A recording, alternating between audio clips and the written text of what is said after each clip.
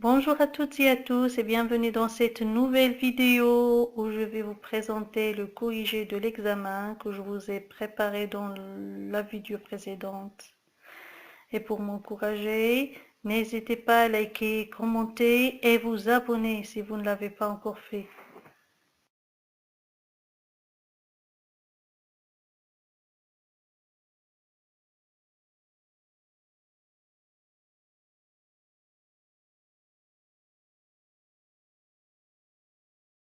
On commence par les questions de compréhension. Premièrement A. Ce texte est-il narratif, descriptif ou injonctif? C'est un texte injonctif puisqu'il contient des ordres et des conseils. B. Relève du texte une phrase qui le montre. Il y a deux phrases que je vais vous présenter. Nous devons développer des pensées orientées vers la sécurité et il faut commencer très tôt. Alors, ces deux phrases expriment un ordre ou un conseil. Deuxièmement, souligne la bonne réponse. Un usager de la route veut dire celui qui trace le plan de la route, celui qui construit la route ou bien celui qui utilise la route. Alors c'est la dernière réponse qui est correcte. Un usager de la route, c'est celui qui utilise la route.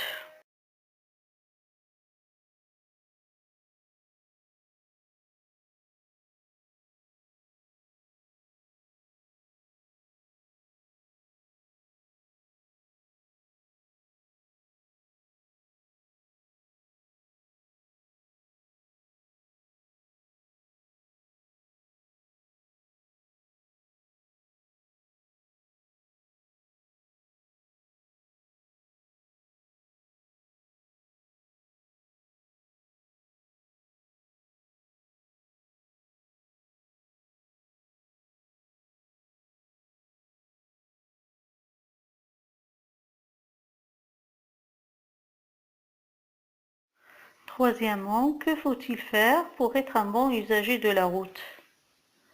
Il faut développer des pensées orientées vers la sécurité, dans la rue, sur la chaussée et sur les trottoirs. Quatrièmement, quand faut-il commencer l'éducation à la sécurité routière? Il faut commencer l'éducation à la sécurité routière très tôt.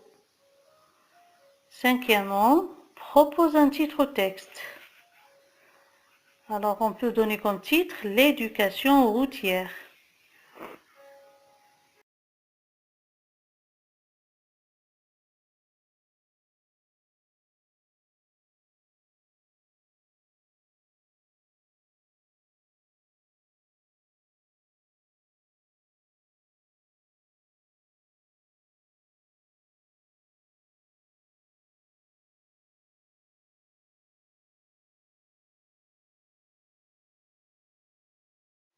On passe au lexique.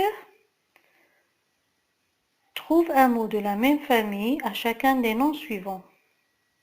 Alors on vous a donné deux noms et à vous de trouver un mot de la même famille. Alors vous pouvez tout simplement donner un verbe, par exemple. Ça veut dire un mot d'une autre nature. Pour le nom circulation, on peut écrire circuler. Et pour le nom conducteur, on peut donner conduire. La septième consigne, écris le nom à partir de chacun des verbes suivants. Le verbe partir, le nom c'est départ ou bien le départ. Sortir, la sortie. Éduquer, l'éducation. Faites attention au nom éducation. Il doit s'écrire avec C et non pas avec U-long. D'accord? Alors pour la huitième consigne, relève du texte deux phrases exprimant l'obligation. Alors on a deux phrases. La première contient le verbe devoir qui exprime une obligation et la deuxième phrase contient le verbe falloir qui exprime la même chose, toujours l'obligation. Alors nous devons développer des pensées orientées vers la sécurité, c'est la première phrase, et il faut commencer très tôt, c'est la deuxième phrase.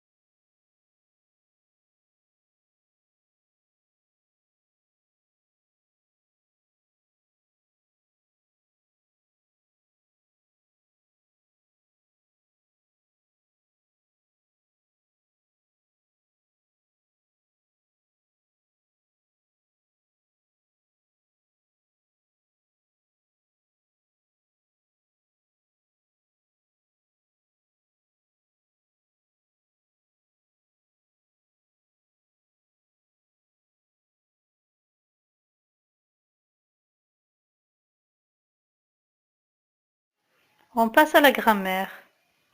Première consigne, mets la phrase suivante à la voix passive. L'école commence l'éducation routière. Alors pour transformer cette phrase active à la voix passive, il faut commencer par le COD qui devient un sujet. Le verbe, comme vous voyez, il est conjugué au présent, alors il doit être conjugué au passé composé dans la phrase passive. Et le sujet devient un complément d'agent précédé par la préposition par. Alors la phrase obtenue est la suivante.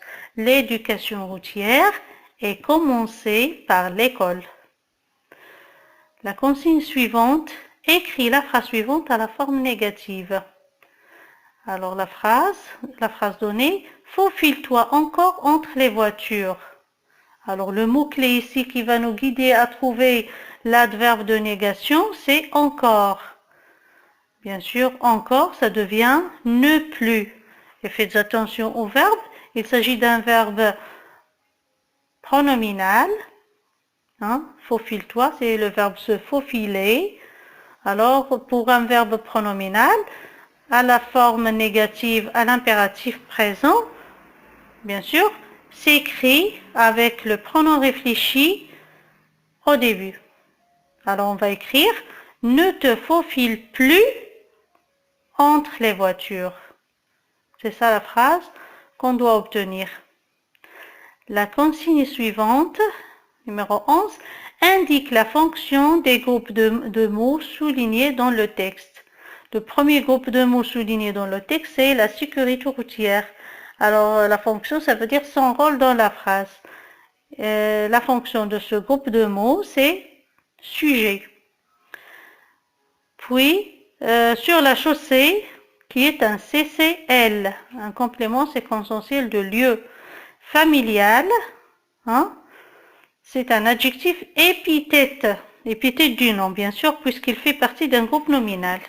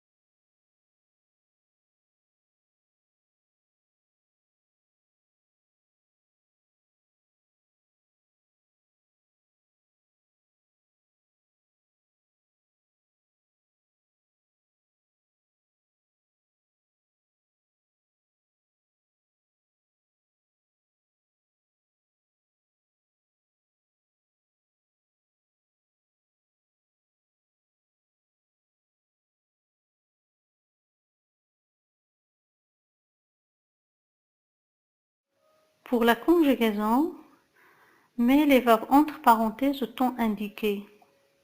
La première phrase, elle, le verbe se balader au passé composé. Alors comme vous voyez, le verbe se balader est un verbe pronominal. Et sachant que tous les verbes pronominaux se conjuguent avec l'auxiliaire être au temps composé. Alors on doit écrire « Elles se sont baladées ».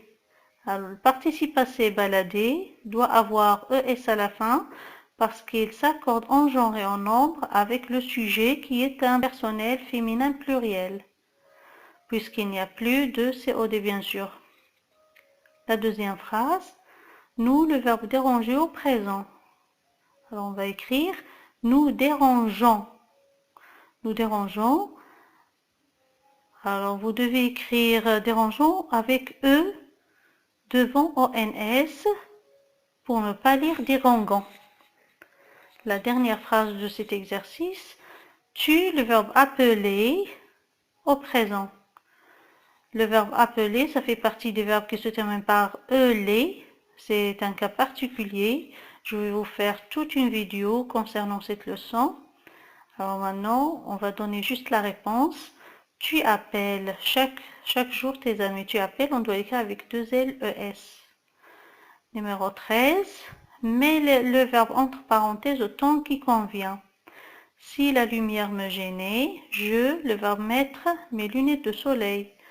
Alors, puisque la phrase commence par si, suivi du verbe gêner à l'imparfait, le verbe mettre doit être conjugué au conditionnel présent.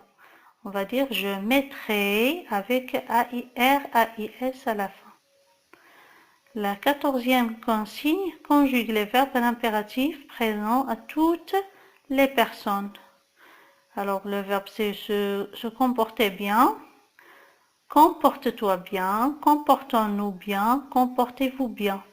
Alors comporte-toi doit s'écrire sans S puisqu'il s'agit d'un verbe du premier groupe. Et bien sûr le pronom réfléchi s'écrit après le verbe puisque c'est la forme affirmative.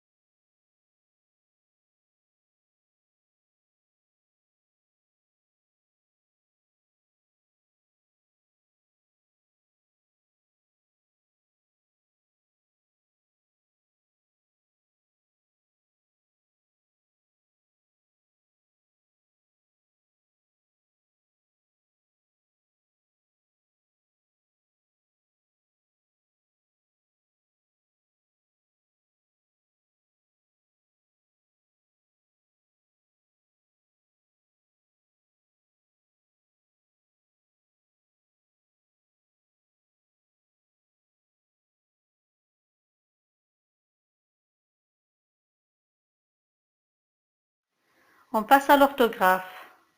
Souligne les mots invariables.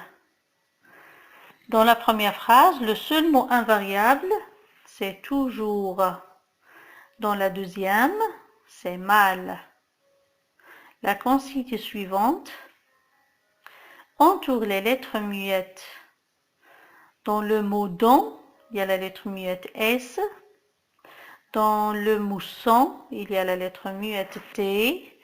Variété S. Et dans le mot fleur, la lettre muette c'est S aussi. Pour la production écrite, complète les phrases suivantes à l'aide des mots suivants. Amende, dépanneuse, permis de conduire.